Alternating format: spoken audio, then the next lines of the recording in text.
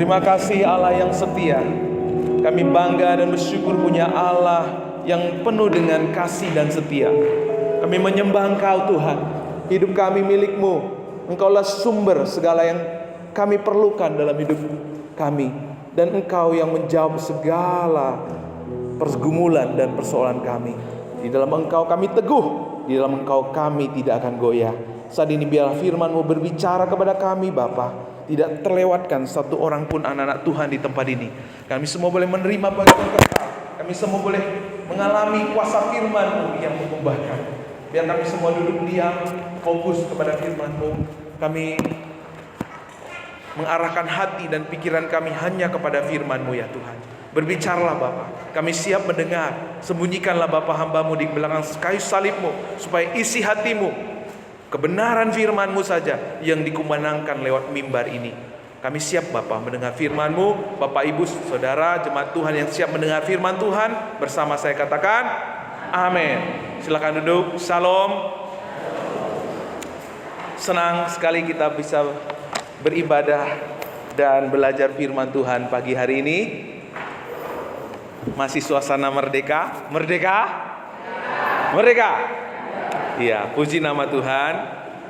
Hari ini Bapak Ibu kita masuk ke sermon series kita yang ke-18, yaitu Pengabdi Injil. Ya. Bagaimana kita menjadi pengabdi Injil? Apa artinya pengabdi Injil? Pelayan atau hamba atau abdi yang menjunjung Injil Kristus. Ya. Yang meninggikan Injil Kristus. Kalau kita menjadi hamba atau pelayan yang meninggikan Injil Kristus, maka kita bukan hamba berhala yang terselubung. Kita bukan hamba pekerjaan. Kita bukan hamba pelayanan. Kita juga bukan hamba aturan-aturan. Kita bukan juga hamba materi atau ciptaan, jabatan, dan lain sebagainya. Kalau kita menjadi pengabdi Injil, berarti kita meninggikan Kristus. Kita menjunjung Injil di dalam kehidupan kita. Tadi kita sudah membaca Bapak Ibu, bagaimana Paulus memaparkan dia adalah seorang abdi Injil. Dia bukan pelayan, hamba terselubung. Dia bukan hamba pelayanan. Dia bukan hamba berkat. Tapi dia adalah seorang abdi Injil. Negara kita saat ini, tadi Mbak Jati sudah sampaikan juga bahwa ada polemik tentang DPR RI kita. Tanggal 25 nanti ada demo besar-besaran, ya, ditambah lagi aksi joget DPR RI ya. Mungkinkah mereka joget karena gajinya atau salarinya ditambah jadi 3 juta per hari, jadi 100 juta per bulan? Kita nggak tahu. Tapi di balik aksi ini banyak menuai protes bangsa Indonesia, karena merasa di samping itu banyak rakyat yang sedang sulit menderita. Mereka dengan senang joget-joget, mungkin gara-gara gajinya mereka naik. Kita nggak tahu Bapak Ibu. Tapi hari ini kita bisa belajar bersama-sama apa yang membedakan abdi Injil dengan pelayan agama. Apa yang membedakan pekerja Injil dengan pekerja sekuler. Karena itu kita akan belajar ada 3 poin hari ini. Cara pandang dari abdi Injil, lalu kekuatan seorang abdi Injil, lalu yang ketiga attitude seorang pengabdi Injil. Nah, yang pertama Bapak Ibu, cara pandang abdi Injil diambil dari ayat yang ke-12. Kita baca sama-sama dengan penuh semangat. 1, 2, 3 ya. Aku minta kepadamu saudara-saudara, jadilah sama seperti aku, sebab aku pun telah menjadi sama seperti kamu. Apa artinya Paulus berkata, jadilah sama seperti aku, dan aku pun, karena aku pun telah menjadi sama dengan kamu. Maka Bapak Ibu, yang pertama Paulus berbicara tentang cara pandang. Bagaimana Paulus masuk kepada kontekstualisasi Injil. Ya. Maksudnya Paulus di sini, Paulus sudah menjadi teladan. Ia adalah seorang yang melayani, tapi bukan melayani seperti Judaizer, seperti kaum Yakobus yang memaksakan orang seperti dirinya. Kaum Judaizer berkata, kalian harus sunat. Yakobus juga berkata, nggak boleh makan sepiring semeja dengan bangsa Yunani. Memaksakan orang seperti budaya mereka, seperti kebiasaan mereka. Tapi di sini Paulus berkata kepada jemaat yang di Galatia, bukan menjadi seperti budayanya Paulus, bukan menjadi seperti yang Paulus inginkan, tetapi Paulus di sini memberi teladan bagaimana Paulus meneladani Yesus.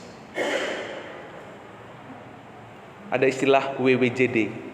What would Jesus do? Ya.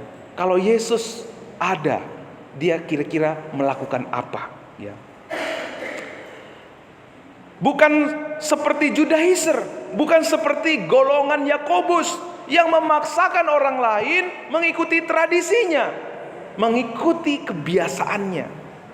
Maka Paulus kasih di dalam 1 Korintus, Paulus bilang gini, aku menjadi seperti orang Yahudi, aku menjadi seperti orang yang hidup di bawah hukum Taurat, aku menjadi seperti orang yang tidak hidup di bawah hukum Taurat, aku menjadi seperti orang yang lemah, aku menjadi seperti segala-galanya, supaya sedapat mungkin memenangkan beberapa orang dari mereka. Paulus tidak memaksakan orang yang dia layani mengikuti tradisinya, mengikuti ekspresinya, mengikuti kebiasaannya. Tapi Paulus masuk dalam kebudayaan orang lain, menjadi sama seperti orang lain, tetapi dia tetap memegang esensi imannya. Ini seperti apa yang Yesus lakukan. Yesus lahir ke dunia menjadi sama seperti kita, tetapi dia tidak pernah dikuasai oleh dosa. Dalam kita melayani, dalam kita mengerjakan panggilan kita, bahkan saya juga secara pribadi, kepingin kebiasaan saya itu saya paksakan kepada orang lain. Kepingin pengertian saya itu saya paksakan kepada orang lain. Maka apa yang terjadi Bapak Ibu? Yang terjadi adalah penolakan. Yang terjadi adalah apa? Penolakan, ya. Kalau saya mau melayani istri saya, maka saya harus cari tahu kebiasaannya apa. Kalau kebiasaan istri saya itu sukanya mancing, ya saya harus ikutin mancing. Meskipun kalau saya mancing, tidak mancing di kolam orang lain, gitu ya. Kalau saya kepingin menyenangkan istri saya dengan saya, kayak saya kesukaannya pedas, kamu harus makan pedas. Menikah sama saya, mesti makan pedas, gitu ya. Memaksakan dia seperti saya, apa yang terjadi? Waduh, bisa bahaya. Istri saya itu dulu kalau dikit aja makan pedas langsung sariawan, gitu ya. Sekali makan pedas, dikit aja langsung sariawan. Apa yang terjadi kalau saya paksain tiap hari makan pedas? Maka dia kan jadi menghadapi sariawan, tiada hari tanpa sariawan, gitu ya. Nah, sering sekali kita memaksakan orang lain seperti kita. Dulu waktu di Ciseeng itu banyak anak remaja di sana. Gimana ya caranya memenangkan anak remaja? Mereka suka main bola, Bapak Ibu. Wow, main bola itu seru sekali. Lalu apa yang terjadi? Saya ingin masuk ke dalam mereka, hidup mereka. Maka saya menjadi orang yang paling senior di antara mereka yang main dengan mereka. Main bola, ayo, teriak-teriak sama seperti mereka. Ya, di gereja kita juga ada pemuda yang suka main futsal ya. Ya, saya suka nyelondong ke antara mereka. Meskipun kalau main itu saya yang paling bodoh ya. Karena apa? Kaki saya pernah jatuh gitu ya. Tapi itu cara kita untuk apa? Membangun kebersamaan, untuk masuk di antara mereka dan memberitakan Injil kepada mereka. Kemarin kita 17 Agustusan di TK ya. Saya ikut narik tambang, lompat goni, meskipun jatuh. Lalu pulang dari sana sakit pinggang. Tapi itu cara kita untuk apa, Bapak Ibu? Untuk masuk. Kalau bagaimana kita bisa memberitakan Injil kalau kita nggak bisa membangun hubungan? Bagaimana kita bisa membangun hubungan kalau kita memaksakan orang lain untuk mengerti kita? Pak, itu kalau ke gereja kita, Pak, orang yang baru-baru datang itu mereka dong yang hampiri kita, bukan kita yang hampiri mereka. Selamat datang. Nah, saudara, itu pengertian kita. Pengertian pada umumnya kalau ada orang datang ke rumah kita, yang nyambut siapa? Kita. Kalau ada orang baru datang, halo, di mana tinggal, di mana rumahnya? Boleh kenalan? Di mana kerja? Dia akhirnya merasa apa? Feel like home. Amin. Jangan paksakan orang seperti pengertian kita. Kita nggak bisa masuk, kita nggak bisa menjangkau mereka. Kita semuanya, Bapak Ibu, punya kontekstual. Kita punya bahasa, punya kebiasaan, ya. Kalau saya masuk ke rumah budenya Endang, saya mencoba belajar pakai bahasa Jawa. Opo kabare, gitu ya. Kalau saya masuk ke rumah Bu Daud, saya berusaha pakai bahasa Surabaya. Nggak bahaya, Pak, gitu ya. Kalau saya masuk ke rumah Deo, ya kan, Horas Deo, gitu ya. Tapi dia nggak biasa lagi karena udah berpasir-pasir ya Bang ya. Berusaha untuk menjadi seperti yang kita layani orang yang kita mau jangkau, meskipun kita tidak ikut-ikutan dalam dosa dan kebiasaannya. Dalam sejarah gereja di Medan, ini ada tugu namanya Salib Kasih. Ini adalah tugu Nomensen. Nomensen waktu dia menjangkau orang-orang Batak, dia ada di tengah-tengah orang Batak, dia bertani seperti orang Batak, dia berternak seperti orang Batak, bahkan dia mendirikan pendidikan. Akhirnya Bapak Ibu, suku Batak mengenal Injil lewat mereka. Lihat Bapak Ibu, kita baca sama-sama 1, 2, 3 ya. Sebuah komunitas yang mengatasnamakan gereja namun tidak menggunakan lensa Injil di dalamnya, maka sebenarnya mereka hanya beragama saja dan menjadi salah satu organisasi dunia saja. Apa yang terjadi kalau kita membangun satu persekutuan tapi kita tidak menggunakan lensa Injil? Apa yang terjadi kalau gereja kita tidak mau berkontekstualisasikan Injil? Maka kita hanya seperti organisasi dunia. Maka kita menjadi orang-orang yang hanya beragama saja. Kita lihat Bapak Ibu, 2 golongan di dalam Alkitab yang kita pernah belajar beberapa minggu yang lalu. Golongan pertama Yakobus, lalu golongan kedua adalah Barnabas. Kalau kita hidup sesuai dengan lensa Injil, kalau kita mau hidup menjadi pengabdi Injil, kita tidak bisa hidup seperti golongan Barnabas. Untuk diterima, untuk dikasihi, golongan Barnabas apa? Mengabaikan kebenaran. Demi relevansi, fokusnya ekspresi, akhirnya cari sensasi, akhirnya kehilangan esensi. Nah, angel ini kalau cari-cari kalimat yang seperti ini Bapak Ibu. Tapi inilah yang sering terjadi. Yang terjadi pada golongan Barnabas, mereka mengutamakan kasih lalu mengesampingkan kebenaran. Gak apa-apa daripada nanti ditolak, daripada nanti hubungan kita gak baik gitu ya. Ini sama seperti kalau kita punya anak kecil umur 1 tahun. Nak, kamu mau main apa? Main HP. Kita kasih HP gitu ya. Daripada dia nangis Pak, mending HP aja HP. Akhirnya Pak, anak kita kecanduan, matanya rusak, sarafnya juga rusak. Karena apa? Tidak seimbang antara kasih dan kebenaran, tidak seimbang. Kita lebih menonjolkan kasih, membawa kita menjadi orang-orang yang mengesampingkan kebenaran, menjadikan kita menjadi orang-orang yang suka berkompromi. Paulus menjadi seperti orang Romawi agar Romawi menerima Injil, agar orang Romawi menjadi seperti Kristus. Paulus jadi seperti orang Yunani supaya oleh Injil orang Yunani tidak lagi menjadi penyembah berhala. Paulus menjadi orang Yahudi supaya orang Yahudi tahu dan mereka tidak hidup di bawah hukum Taurat lagi.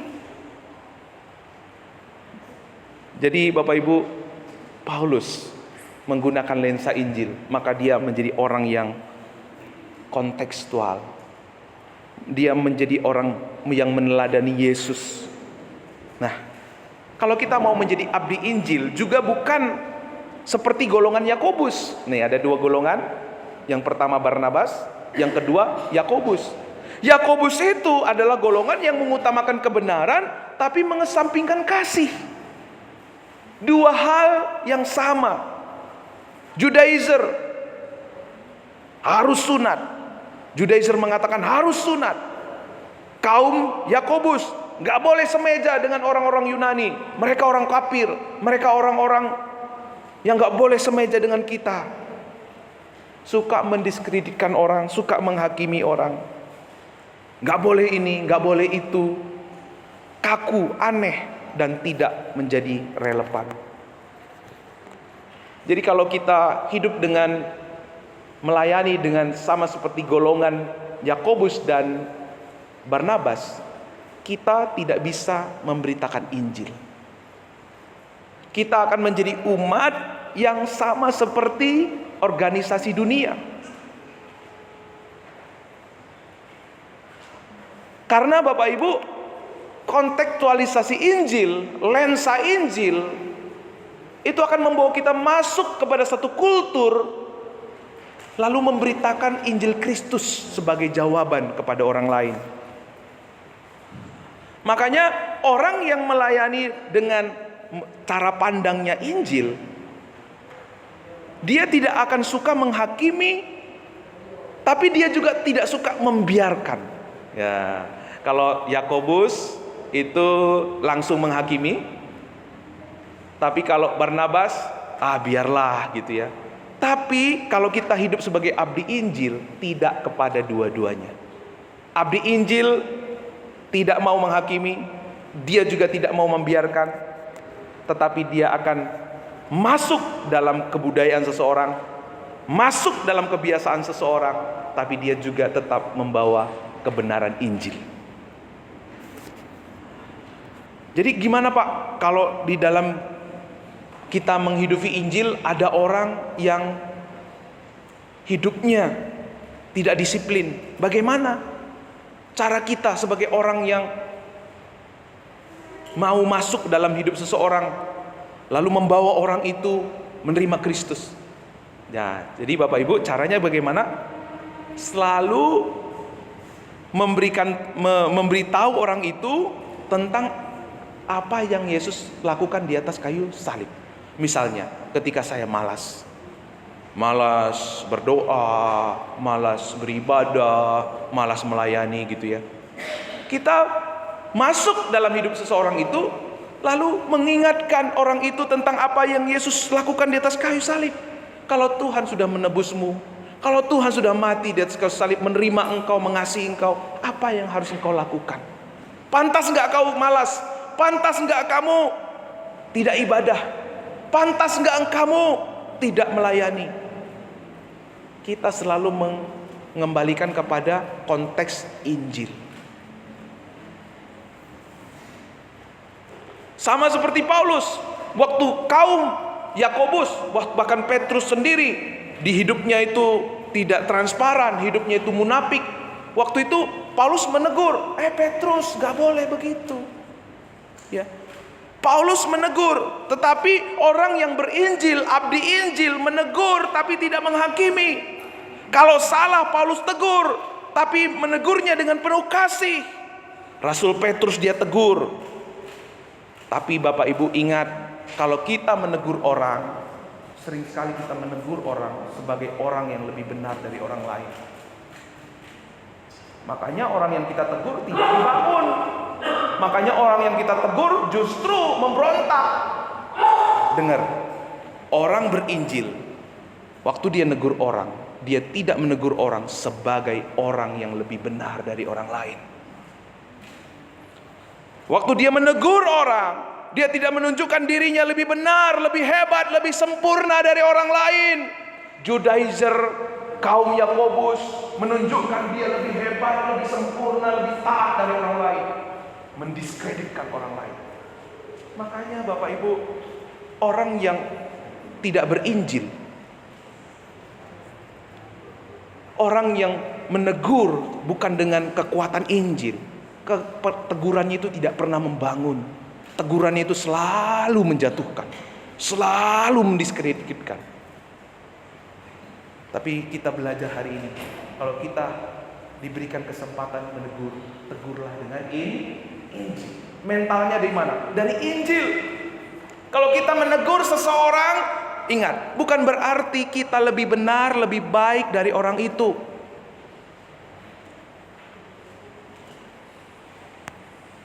Yuk baca ini. 1, 2, 3 ya. Abdi Injil tidak menunjukkan dirinya hebat dan sempurna, tetapi justru tidak malu untuk menunjukkan kelemahannya, supaya seluruh kepenuhan Injil nyata di dalam hidup kita. Waktu kita menegur orang lain, Bapak Ibu, kita meneladani Paulus. Dia tidak merendahkan, dia tidak menjatuhkan, bahkan dia menunjukkan bahwa dirinya tidak lebih dari orang lain. Bahkan dia menunjukkan dirinya tidak sesempurna orang, sama dengan orang lain yang juga tidak sempurna. Jadi di sini di Galatia ini Paulus berkata, sama seperti aku, sebab aku pun telah menjadi sama seperti kamu.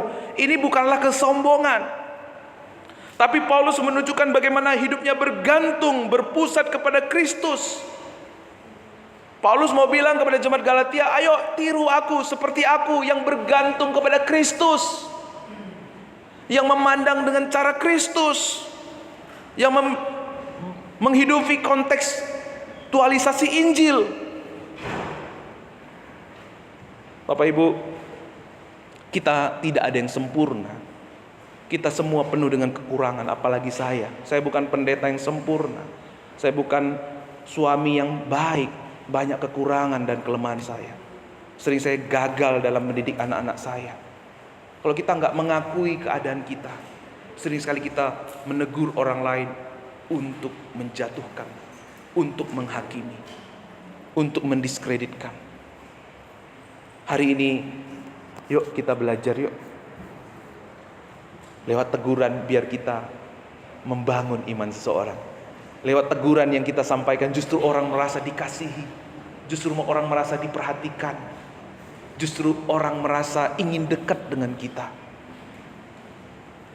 Yang kedua, Bapak Ibu, kekuatan abdi Injil.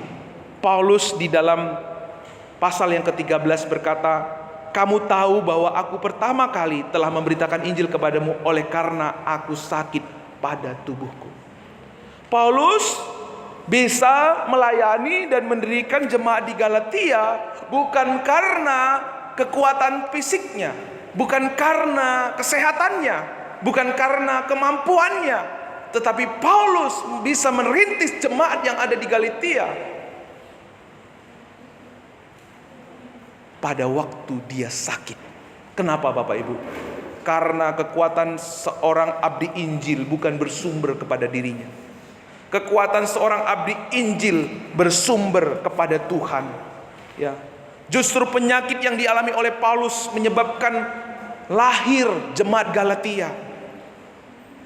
Sering sekali dalam pengertian kita Bapak Ibu, gangguan kehidupan itu membatasi kita untuk hidup bagi Allah. Pak, saya belum punya ini. Pak, saya lagi sakit. Oh Pak, saya lagi, keluarga saya begini. Sering sekali itu membatasi kita untuk membiarkan Kristus berkarya.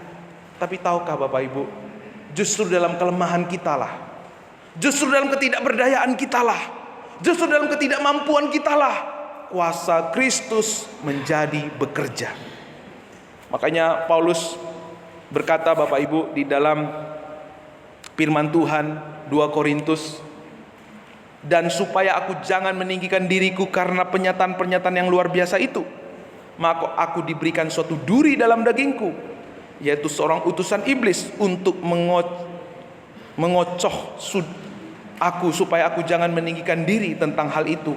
Aku sudah 3 kali berseru kepada Tuhan supaya utusan iblis itu mundur daripadaku, tetapi jawab Tuhan kepadaku, cukuplah kasih karuniaku bagimu, sebab justru dalam kelemahanlah kuasaku menjadi sempurna. Lihat Bapak Ibu,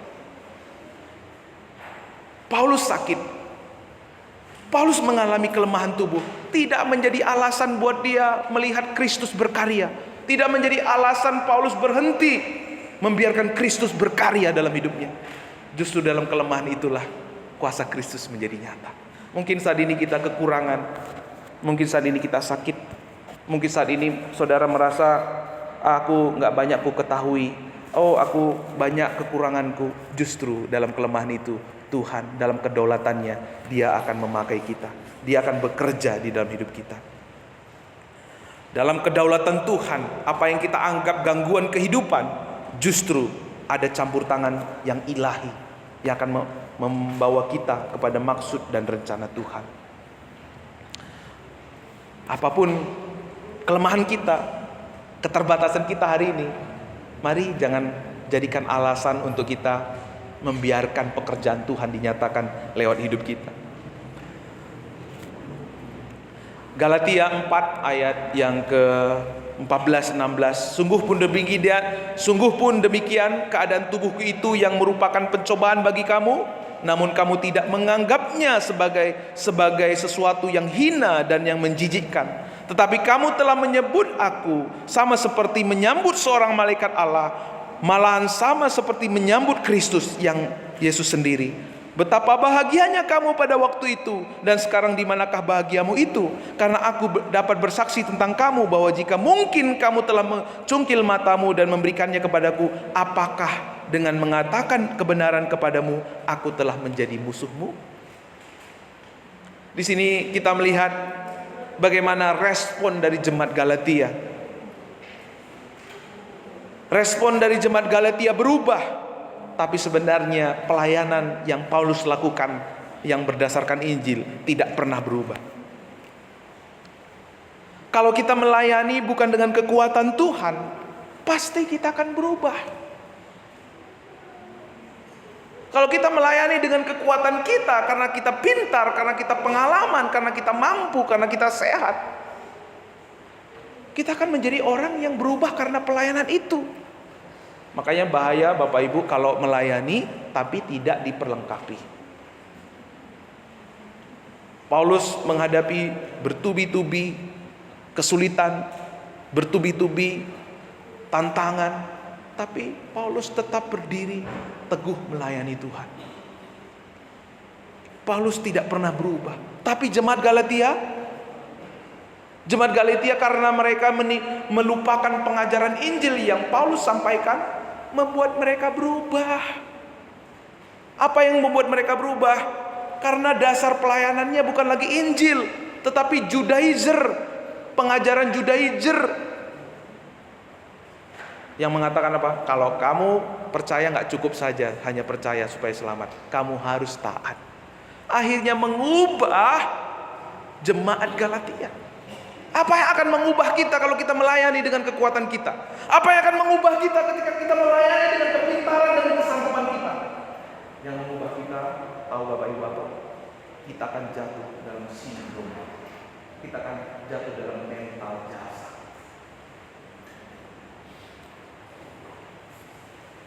Kalau bukan apa yang kulakukan, kalau bukan karena kepintaranku, kalau bukan karena keahlianku, skillku, wah, nggak akan jalan itu pelayanan.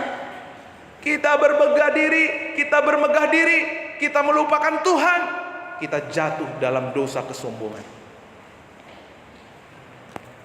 Tapi saudara, seorang abdi Injil, kekuatannya dari Injil, kekuatannya dari Kristus, apa yang Kristus lakukan.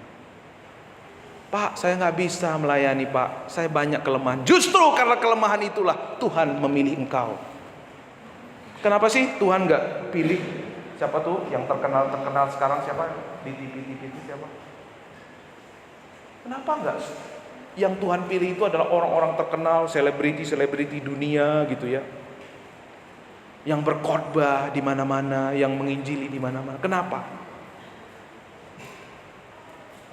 Karena kalau mereka dipakai Tuhan, kalau mereka luar biasa dipakai Tuhan, orang akan berkata, oh iyalah dia kan artis, oh dia kan biasa di dunia entertain.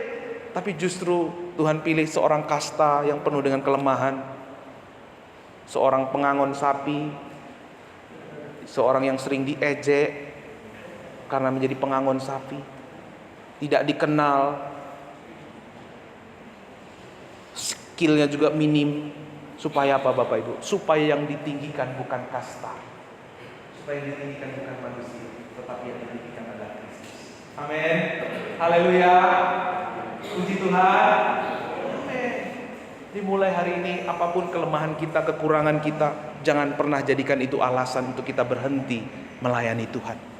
Lihat bahwa kelemahan, bahkan penderitaan yang kita alami sebagai sarana kita untuk menyatakan siapa yang memampukan kita, siapa yang bekerja di dalam kita, siapa yang berkarya di dalam kita, sehingga nama Tuhan dikenal, dipuji dan dipermuliakan. Yang terakhir, yuk dengan semangat ya membacanya ya, karena ini yang terakhir. Yang terakhir itu apa attitude seorang abdi Injil? 1, 2, 3 ya. Mereka dengan giat berusaha untuk menarik kamu, tetapi tidak dengan tulus hati, karena mereka mau mengucilkan kamu, supaya kamu dengan giat mengikuti mereka.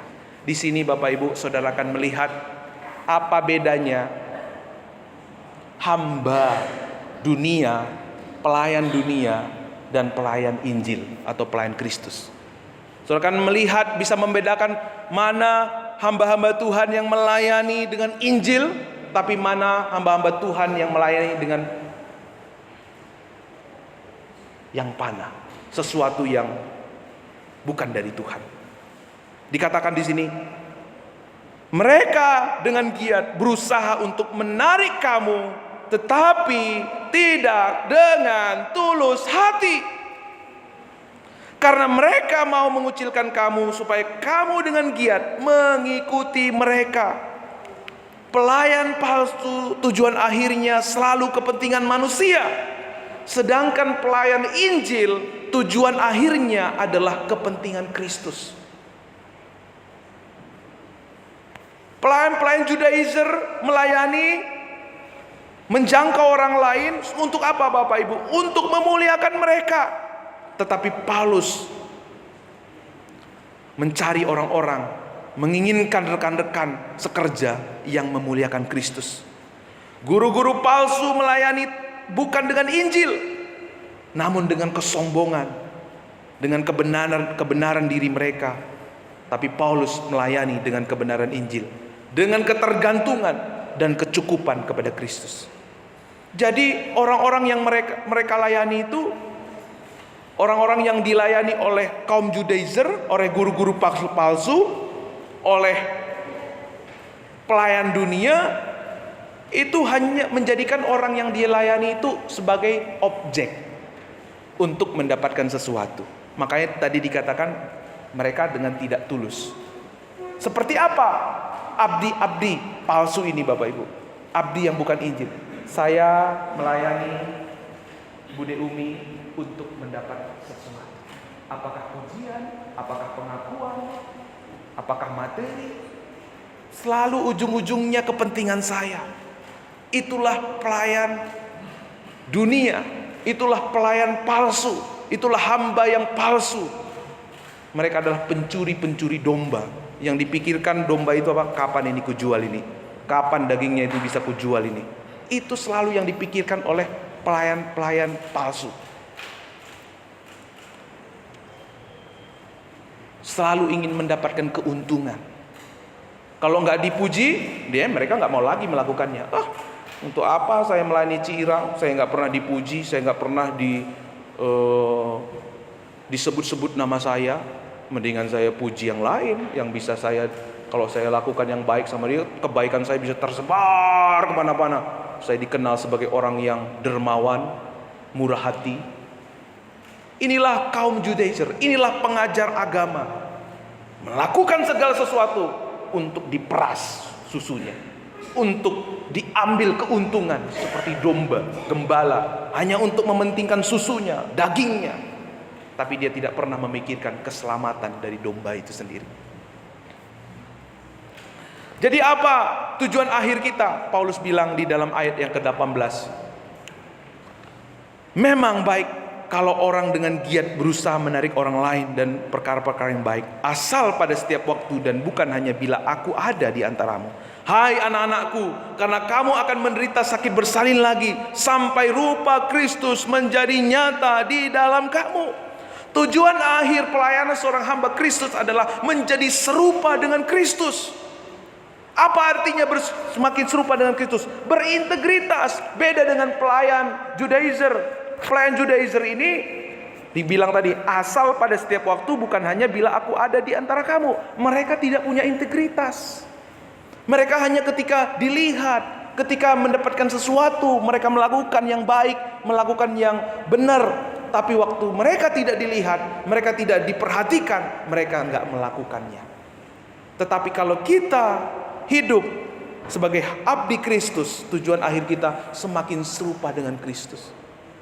Kerinduan menjadi pribadi yang serupa dengan Kristus. Bukan ketika dilihat pemimpin, bukan karena situasinya baik, bukan situasinya mendukung, tapi karena hati kita yang melimpah dengan ucapan syukur. Bukan untuk memperoleh keuntungan. Tadi di ayat 14, Paulus dibenci karena kebenaran yang dia beritakan. Masa bodoh, Paulus gak mementingkan itu. Mau kamu terima kek, mau kamu gak akui kek, mau kamu gak baik sama saya tetap memberitakan kebenaran. Yang penting buat Paulus adalah ia semakin serupa dengan Kristus. Lihat Bapak Ibu, kaum Judaizer melayani, berbuat baik, taat untuk diselamatkan. Tetapi orang berinjil, abdi Injil, ia berbuat baik karena dia sudah diselamatkan. Kalau ini adalah dua agama yang berbeda, cara pandang yang berbeda, filosofinya berbeda. Karena apa? Kebaikan pelayanan yang dia lakukan ini untuk mendapat keselamatan. Tapi Injil yang Paulus ajarkan, kita berbuat baik, kita taat karena kita sudah diselamatkan. Kita melayani, kita berkorban karena kita sudah diselamatkan. Apa yang terjadi kalau kita melayani dengan cara seperti Judaizer? Saya taat, melayani, berbuat baik supaya diselamatkan. Apa yang terjadi? Kita akan seperti perumpamaan pekerja di kebun anggur. Waktu itu ada banyak pekerja di kebun anggur. Ada yang mulai masuk dari jam 8 pagi, jam 9 pagi. Saya pernah khotbahkan ini. Lalu yang terakhir masuk jam 5 sore. Lalu sang pemilik kebun anggur memberi upah yang sama untuk semua. Apa yang terjadi Bapak Ibu? Orang yang bekerja lebih pagi komplain. Tuan, kenapa kau kasih sama dengan kami? Kami kan bekerja dari pagi, dia cuma bekerja 1 jam. Kenapa kamu kasih sama dengan kita? Sang pemilik anggur bilang, terserah aku, uang-uangku. Aku pemilik kebun anggur, aku yang memanggil mereka, aku yang mengupah mereka. Aku memberikan menurut kemurahan hatiku. Iri hatikah kamu kalau aku memberi dengan kemurahan hatiku? Kenapa kita sering sekali komplain dengan Tuhan? Kenapa hati kita seringkali sungut-sungut di hadapan Tuhan? Karena kita seringkali melayani, bekerja, mengasuh anak, memperlakukan suami, memperlakukan istri dengan attitude seperti ini. Attitude ini akan melahirkan orang-orang yang suka komplain, orang-orang yang suka bersungut-sungut, mengata-ngatai.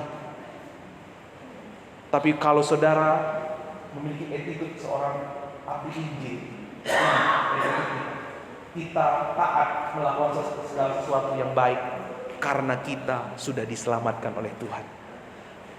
pelayanan, ibadah, pengorbanan, perbuatan baik yang kita lakukan, semua sebagai wujud rasa syukur kita, sebagai wujud terima kasih kita kepada Tuhan, sebagai wujud untuk kita menghidupi identitas kita.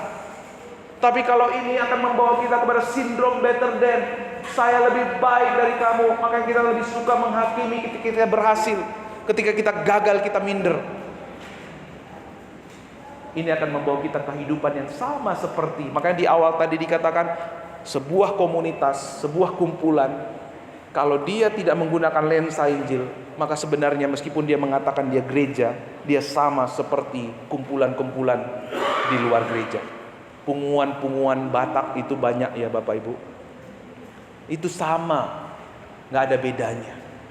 Tapi Tuhan mau Bapak Ibu hari ini, jemaat Tuhan yang ada di tempat ini, kita tidak lagi memiliki attitude seperti ini, tapi inilah attitude kita sebagai anak-anak Tuhan, sebagai abdi Injil, melakukan segala sesuatu sebagai ungkapan syukur di hadapan Tuhan, melakukan segala sesuatu sebagai sarana kita menghidupi identitas yang Tuhan anugerahkan kepada kita. Nah, kalau kita hidup seperti attitude yang diajarkan oleh Paulus, kita akan menang terhadap sungguh-sungguh. Maka pelayanan kita adalah pelayanan yang terbaik, pelayanan yang tulus, pelayanan ikhlas, pelayanan berintegritas, pelayanan yang berbeda dengan dunia. Kalau Bapak Ibu masuk ke Indomart,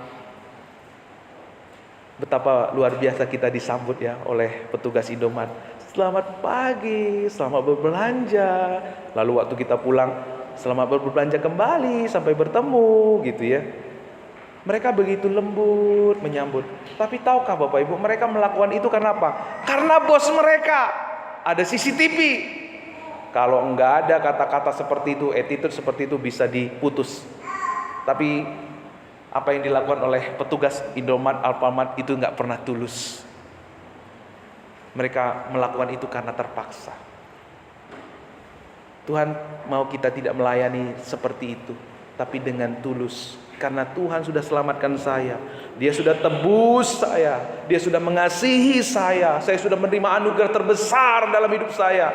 Maka saya mau melayani, menyapa, menyambut, berkorban, berbuat baik, berkorban untuk orang lain dengan tulus sebagai rasa syukur kepada Tuhan.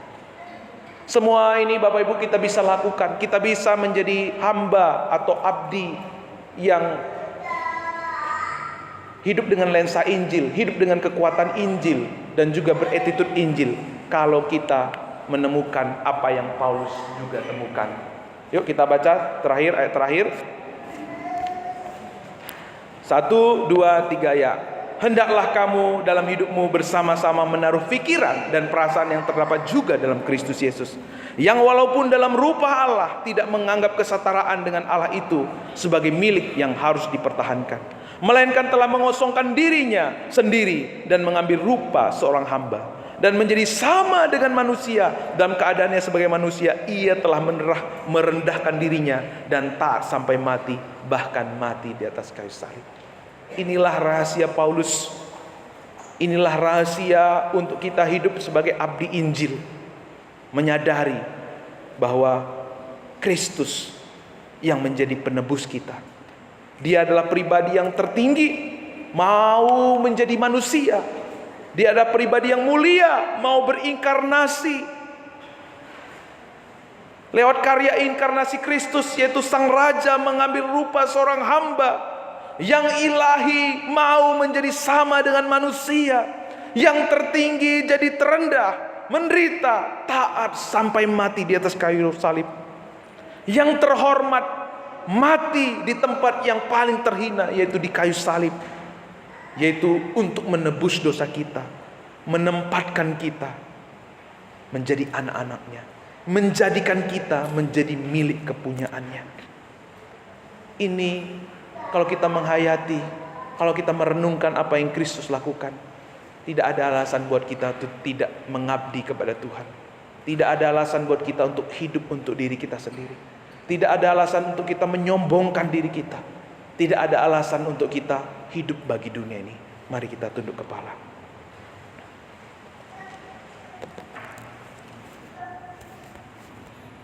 Dalam hadirat Tuhan, biarkan saat ini Roh Kudus berbicara kepada hati kita pribadi lepas pribadi. Sudahkah selama ini kita melayani sebagai abdi Injil atau sekedar sebagai pelayan agama saja? Kemanakah kecenderungan hati kita selama ini? Apakah seperti kaum Yakobus yang mengutamakan kebenaran namun mengabaikan kasih? Atau seperti golongan Barnabas, mengedepankan kasih namun mengabaikan kebenaran?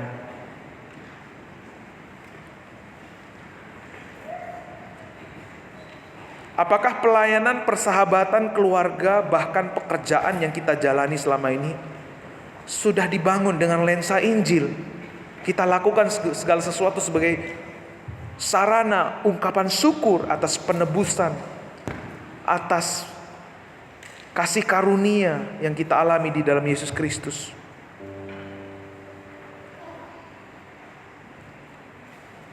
Apakah pergumulan, tantangan, kesusahan, penyakit, penderitaan membuat kita berhenti melayani Tuhan selama ini? Atau sudahkah kita melihat segala pergumulan, segala tantangan itu sebagai sarana kita untuk melihat, sebagai kesempatan kita untuk melihat tangan Tuhan bekerja?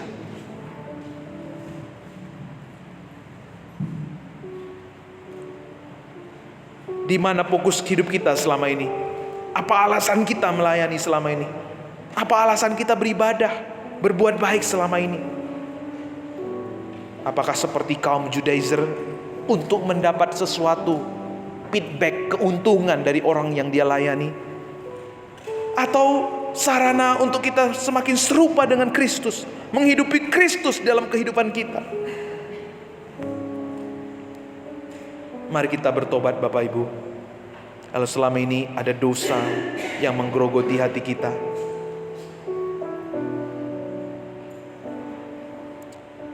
bertobat dari memandang kehidupan dari lensa diri kita sendiri.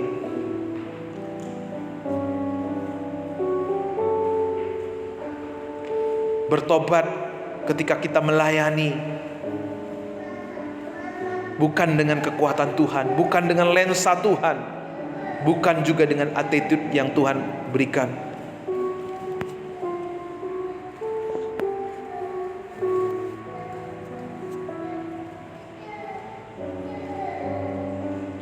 Mari pandang salib Kristus.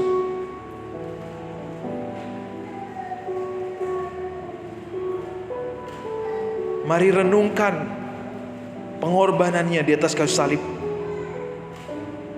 Mari ingatkan hati kita, ingatkan diri kita bahwa Tuhan telah menjadi manusia, Raja di atas segala raja, mau merendahkan diri, taat sampai mati di atas kayu salib untuk menebus kita, menjadikan kita milik kepunyaannya, bahkan menjadikan kita harta abadinya. Maka kalau kita diperhadapkan melayani, mengabdi kepada Tuhan, itu bukan lagi sebagai beban, tetapi itu sebagai kesempatan dan kehormatan terbesar. Itu sebagai kesempatan termulia dan kehormatan tertinggi yang boleh kita raih di dalam hidup kita. Terima kasih Tuhan. Berbicaralah Bapa, Roh Kudus-Mu melawat setiap umat-Mu. Tuntun Bapa, biar kami semua boleh berjalan dalam rencana-Mu yang indah. Walaupun lelah dan kacau jiwa, semua kelihatan gelap gulita, tapi kami mau memandang kepada salib, kepada Yesus yang menjadi sumber segala kekuatan kami. Lelah dan kacau jiwa, semua gelap gulitakan, pandanglah terang juru selamat, hidupmu kan bahagia.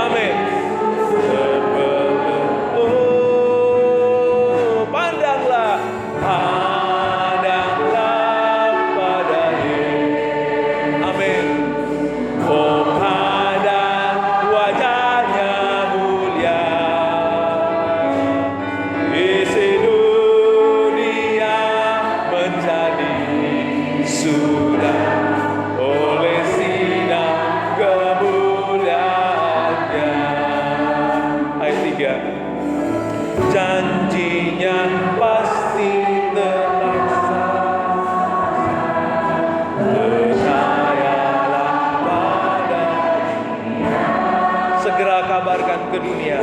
Engkau kabarkan ke dunia, oh, keselamatan yang mari serukan bersama-sama. Pandanglah, pandanglah. Kami mau memandang pada Yesus Tuhan kami yang telah menebus kami. Amin. Oh, isi dunia menjadi surga oleh sinar kemuliaannya. Oh, Yesus, ku pandang wajah-Mu. Amin, amin. Yesus, harta abadiku, Kau ku puja, ku sembah, penyelamat sejati. Oh Yesus, ku pandang wajah. Serukan sekali lagi. Yesus, ku pandang wajah-Mu. Yesus, ku pandang wajah. Amin. Oh Yesus, harta abadiku, Kau ku puji, ku sembah, penyelamat sejati. Oh Yesus, ku pandang wajah-Mu. Oh Yesus, ku pandang wajah. Oh Yesus, ku pandang wajah. Oh Yesus, ku pandang wajah. Oh Yesus, ku pandang